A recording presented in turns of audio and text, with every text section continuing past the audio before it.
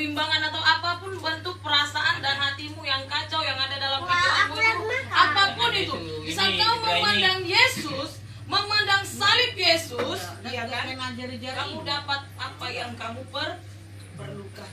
Nanti nggak tahu apa itu, pokoknya yang jelas pasti itu akan dapat. Sama juga seperti Tante juga sudah melakukannya, bukan hanya memberitakan kepada kalian sesuai dengan firman, tapi sudah melakukannya. Di saat kita memandang Yesus, di saat kita heran melihat seseorang gak masuk di akal dengan segala tingkah dan lakunya, tapi di saat kita memandang Yesus, dia langsung memberikan pengertian, ampunilah saja katanya. Itulah hebatnya Tuhan Yesus. Makanya kita perlu pandang Yesus apapun persoalanmu.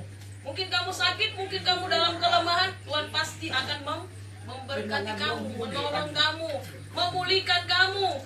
Jadi pemuda remaja, kau jangan pandang yang lain. Di saat kau punya masalah, jangan kau pandang pacarmu itu nggak ada jawaban di situ, ya kan? Jangan kau pandang musuhmu nggak ada jawaban di situ.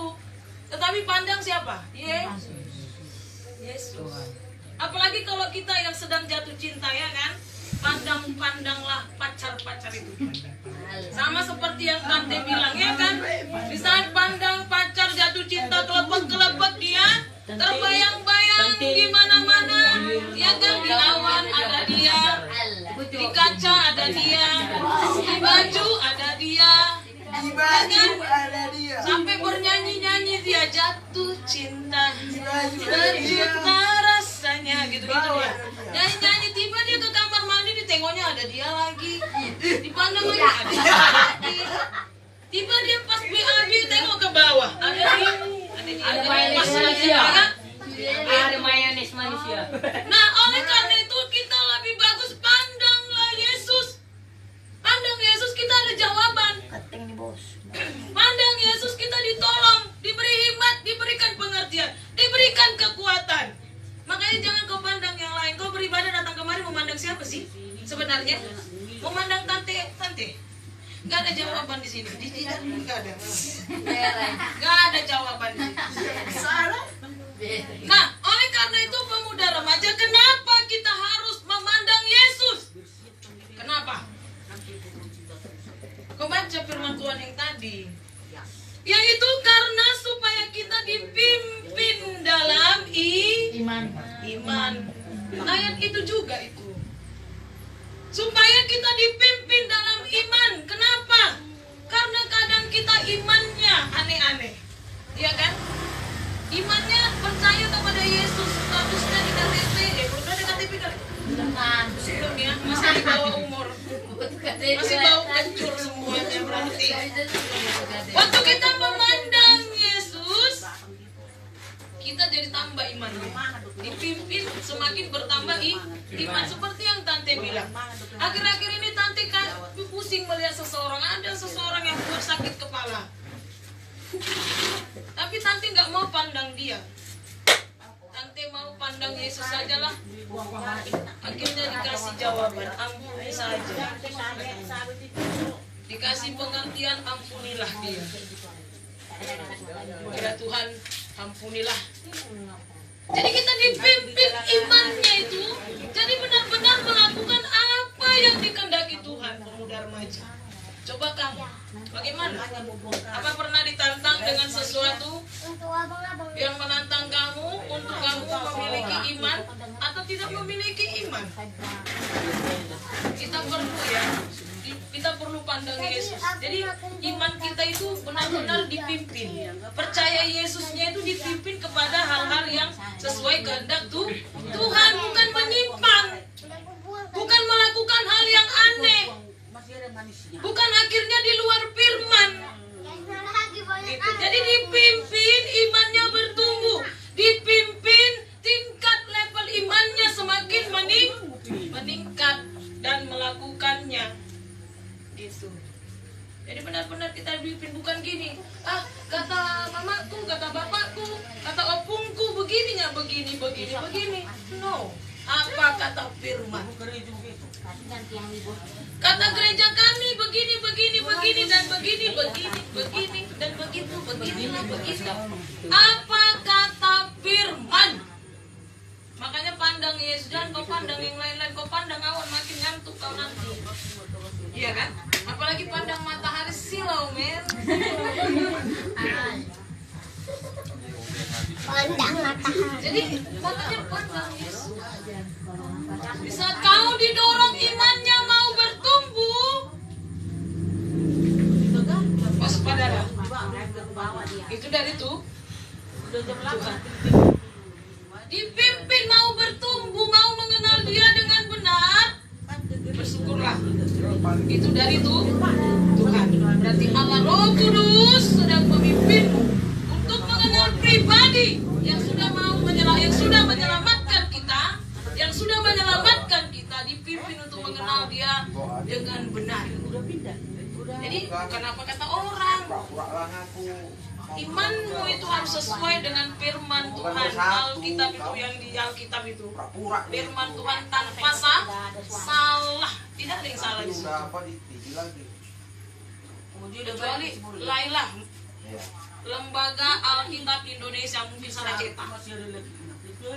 Kalau firman Tuhan tidak pernah salah. Tidak pernah firman menuntun kita kepada kemunduran, kebobrokan, baik moral, baik etika, nggak mungkin. Tapi kita dipimpin kepada iman yang benar-benar bertumbuh mengenal Tuhan dengan benar. Nah, oleh karena itu coba kita lihat Ibrani 11 ayat 1. Apa katanya?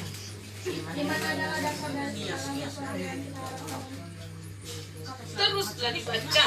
Iman adalah dasar dari segala sesuatu yang tidak harapkan. Iman adalah dasar dari segala sesuatu yang kita harapkan dan bukti dari segala sesuatu yang tidak kita lihat. Kamu percaya kepada Yesus sekalipun kau tidak lihat Yesus, itu bagaimana? Tapi kamu percaya karena Dia adalah pribadi yang sudah menebus, yang sudah mati bagi saya, yang sudah menyelamatkan saya, dan saya percaya pasti saya nanti masuk ke surga. Makanya jangan takut kau mati. Selagi kamu hidup, Dia akan lakukan firman dengan benar, dengan baik, dengan sungguh-sungguh. Jangan setengah-setengah. Jadi sekalipun kita tidak melihat, dasarnya percaya kepada Yesus, itu yang memimpin kita kepada pengenalan Tuhan akan dengan benar. Jadi pemuda remaja itu sudah jelas iman itu dasar segala sesuatu yang kita harapkan. Kau berharap apa kepada Tuhan? Waktu memandang Yesus, di saat kau ada pergumulan, kau berharap apa? Pasti ada pertolongan, pasti ada mujizat. Dan kamu percaya Tuhan pasti menolong, itu pasti kita akan nikmati. Oleh karena itu pemuda remaja, kita semua yang ada di sini benar-benar maulah dipimpin oleh iman. Ada amin? Iman percaya kepada Yesus, Tuhan Yesus yang sudah mati bagi kita. Tidak ada nama yang bisa menyelamatkan kita selain Yesus Kristus. Nah, yang selanjutnya Ibrani 11 ayat 6. Tetapi tanpa iman tidak mungkin orang berkenan kepada Allah. Sebab barang siapa berpaling kepada Allah, ia harus percaya bahwa Allah ada dan bahwa Allah memberi upah kepada orang yang sungguh-sungguh mencari Dia. Iya, ada amin? Nah, orang yang beriman pasti berkenan.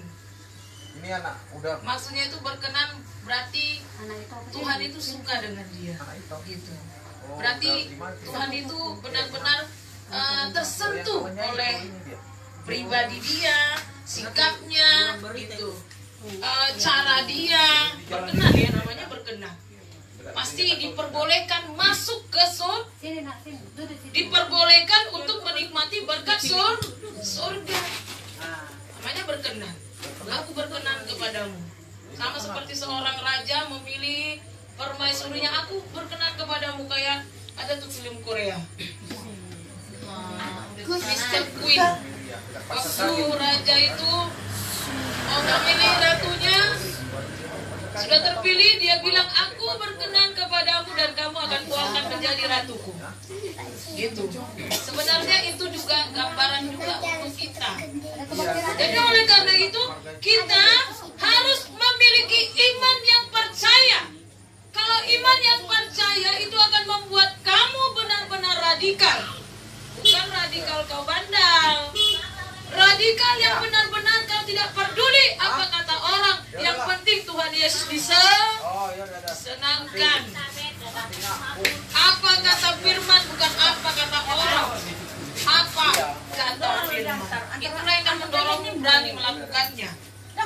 Nah, yang selanjutnya, oleh karena itu kita harus berusaha berkenan. Iman kita itu harus benar-benar percaya kepada Yesus. Galatia 2 ayat 20. Coba.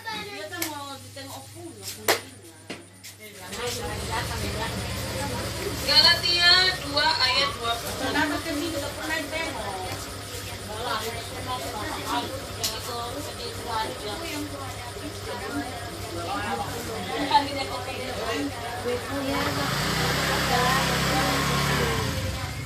Iya, kita ini sudah ditebus loh. Halo, perhatikan sini. Kita ini sudah ditebus, kecuali kau gak merasa ditebus, ya kan? Dulu waktu tante gak mengerti, ya memang gak merasa ditebus. Siapa yang suruh ditebus? Gak merasa. Tetapi setelah kita dijamah oleh Tuhan, sadar kita, ternyata aku salah satu orang yang sudah ditebus oleh Tuhan. Oleh karena itu, jika kesadaranmu sedang normal, sehat, oke, baik, semakinlah kau hidup di dalam Tuhan. Saat ini masih setengah-setengah, ya mungkin lagi gak sehat kesadarannya. Tapi kalau kita sehat, kita pasti mau ingin berusaha lebih baik lagi di hadapan Tuhan, lebih berkenan lagi di hadapan Tuhan, lebih mau mengenal lagi untuk Tuhan, lebih sungguh-sungguh lagi melayani Tuhan. Gitu dia. Memang dipimpin dia. Tapi kalau modelnya nggak ada merasa, yang nggak merasa ya gitu-gitu, dia berdiri di tempat gini aja. Seperti orang yang biasanya dia berjalan maju ke depan, dia gini aja. Udah berdiri di tempat terus mundur pula itu. Itulah orang yang nggak memandang Yesus. Tidak dipimpin oleh iman. Hidupnya tidak dipimpin oleh iman. Dia tidak hidup berdasarkan iman percaya kepada Yesus. Nggak tahu, mungkin dia imannya percaya kepada tahayul, atau kepada adat istiadat, atau kepada filsafat, atau kepada paham-paham yang lain. Sama itu seperti gini. Kamu punya pemahaman, jangan kau nanti lewat jam 10 malam. Kenapa? Itu ada rumah gelap, itu di situ ada penghuninya. Itu tahayul. Percaya kepada dongeng-dongeng nenek tua. Gitu ya kan? Tapi kalau kamu punya iman, kamu gak akan takut mau lewat 1000 kali pun di situ, gak akan takut. Karena apa? Karena iman benar-benar iman percaya kepada Tuhan, kau mengenal siapa Yesus Tuhan. Oleh karena itu pemuda remaja, kadang kita dipertanyakan. Kalau modelnya kita takut sana, takut dosa sana, dosa sini, dosa. Sekarang kamu hidup dalam iman atau dalam apa sih?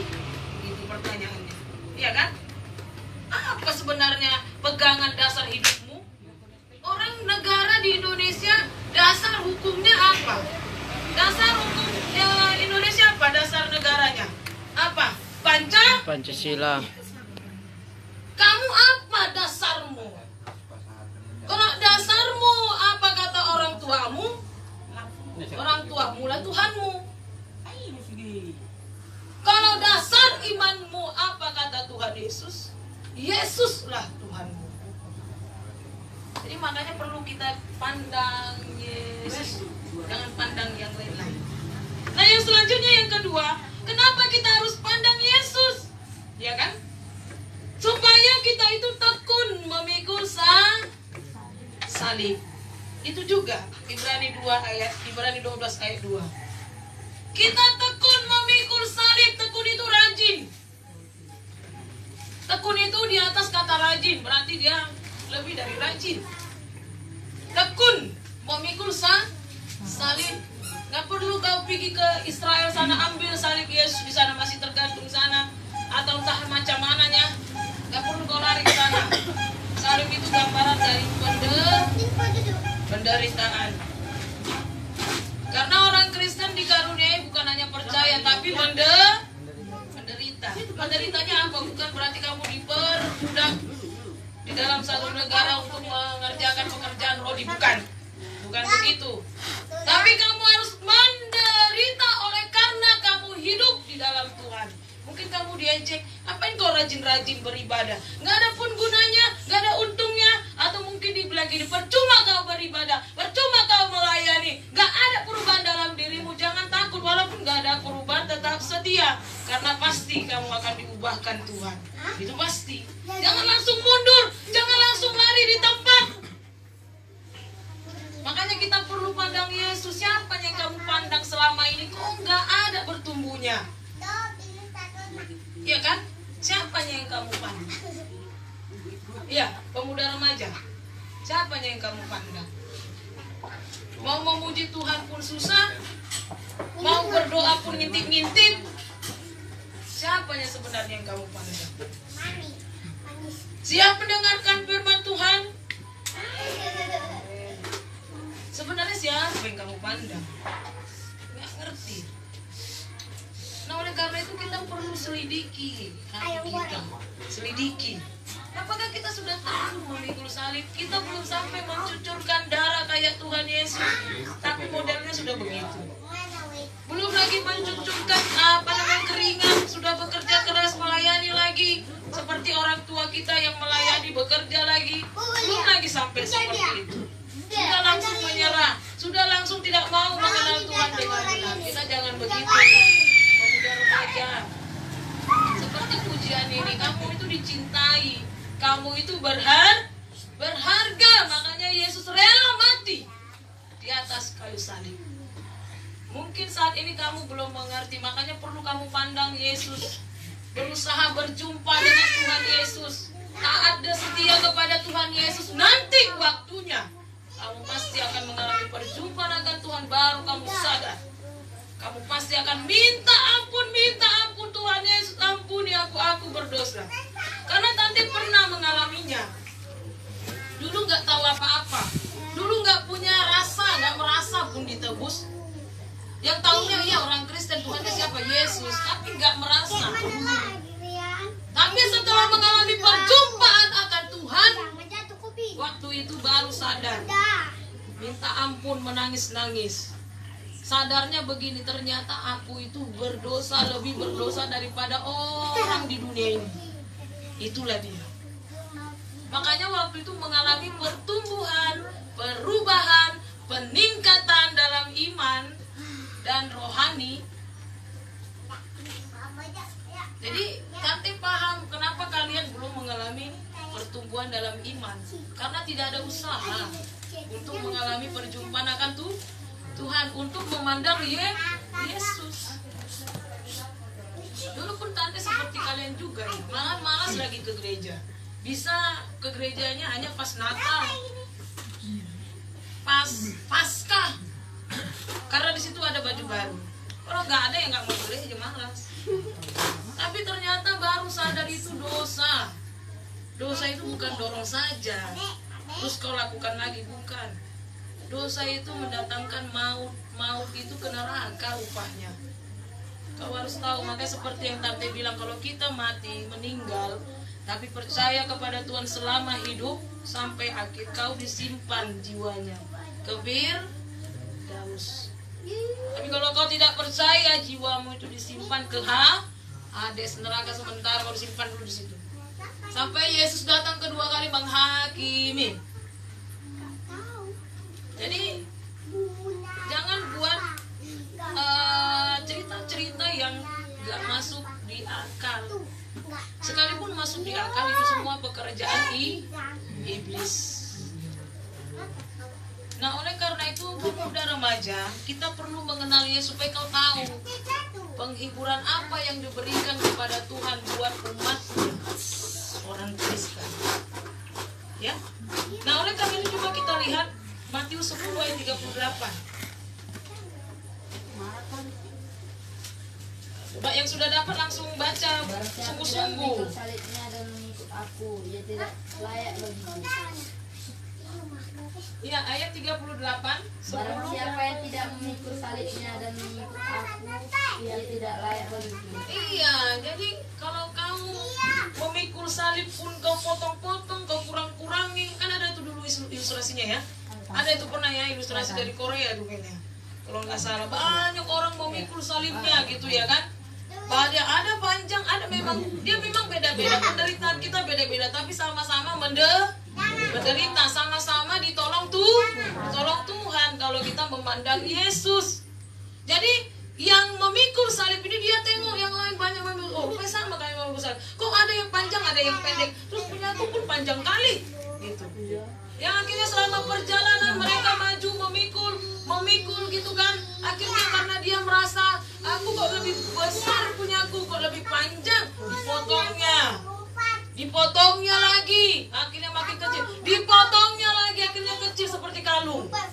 Tiba sampai di jurang sana, di ujung ada jurang, di seberangnya sana baru ada kenikmatan, yaitu Firdaus. Semua orang yang memikul salib menjadikan salibnya jembatan untuk bisa ke seberang sana. Tiba dia sudah dipotong, ya udahlah, tinggal di tempat. Makanya nggak bertumbuh. Itu ilustrasi. Nah, oleh karena itu pemuda remaja kita jangan begitu. Memang kadang kan pemuda remaja sekarang ini pikirannya itu radikal, suka melawan, suka melecehkan, suka menjawab-jawab, ya kan, sama seperti kalian. Nanti kalau ada nanti bilang begini, ada gitu-gitu, seperti dia mirip itu. Kalau kau mengerti ya, sama seperti firman Tuhan kemarin, ada mata itu untuk melihat, telinga untuk mendengar. Kalau kamu melihat dan mendengar, jadi itu gambaran dari kita. Jangan bangga dengan pikiran kita yang luar biasa, tapi banggalah kepada salib Yesus. Filipi 2 ayat 8. Coba apa yang dilakukan Tuhan? Gak ada dia sombong. Baca dulu itu. Dan dalam keadaan sebagai manusia, ia telah merendahkan dirinya dan tak sampai mati, bahkan sampai mati di kayu salib. Iya, dalam keadaan sebagai manusia, bayangkan sebagai manusia Yesus mengambil rupa menjadi manusia. Tuhan yang inkarnasi menjadi manusia. Dia nggak sombong. Dia nggak menggunakan akal pikirannya untuk yang aneh-aneh atau merasa dirinya hebat. Enggak. Dia bilang apa? Dia telah merendahkan dirinya, taat sampai mati. Nah, seharusnya kita begitu. Yesus itu kan, makanya pandang Yesus itu. Dia teladan kita. Contoh dia, bukan contoh yang lain. Contoh Tuhan Yesus. Nah, yang selanjutnya Galatia 6 ayat 14.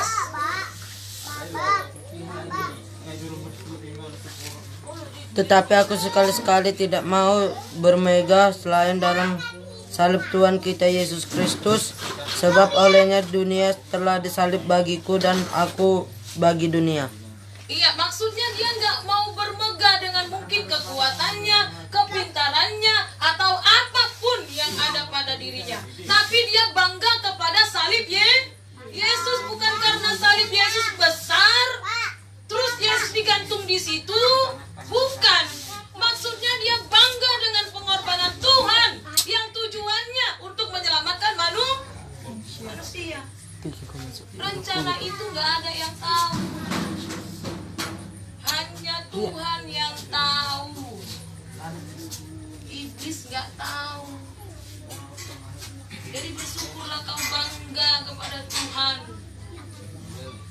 Rencana menyelamatkan kita itu tidak ada yang tahu. Hanya Tuhan yang tahu. Dan hanya dibuatkan di Alkitab. Iblis tidak tahu. Makanya dia ompong langsung terkejut. Ternyata itu jalan untuk menyelamatkan manusia. Dia mau jiwa-jiwa manusia itu ikut dia ke neraka. Tuhan Yesus tidak mau. Tapi kita kebanyakan kepingin ikut iblis. Makanya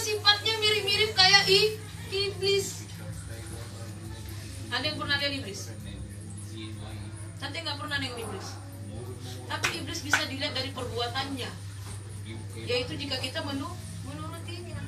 Cakap kotor, menyakiti hati orang, apalagi menghina, mengejek, mencuri, membunuh. Itu semua dari si iblis perbuatan itu. Gak ada dari Tuhan itu. Jadi makanya jangan mau kau jadi bonekanya. Ya kan? Jangan mau jadi bonekanya. Kau itu buatan Tuhan, ciptaan Tuhan, kau dicintai dan berharga.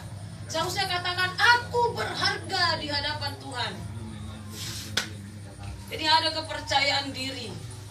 Jadi kita modelnya jangan seperti orang yang tidak percaya diri.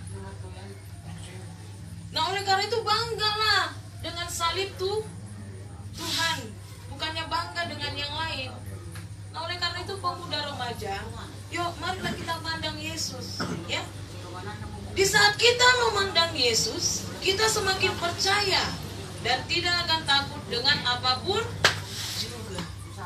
Nah, oleh karena itu pemuda remaja, yuk kita bangkit, pandang Yesus, apapun persoalan pergumulanmu. Di saat kau memandang Dia, imanmu semakin bertambah, bertumbuh, dan kau semakin mau menyenangkan hati Tuhan. Demikian firman Tuhan.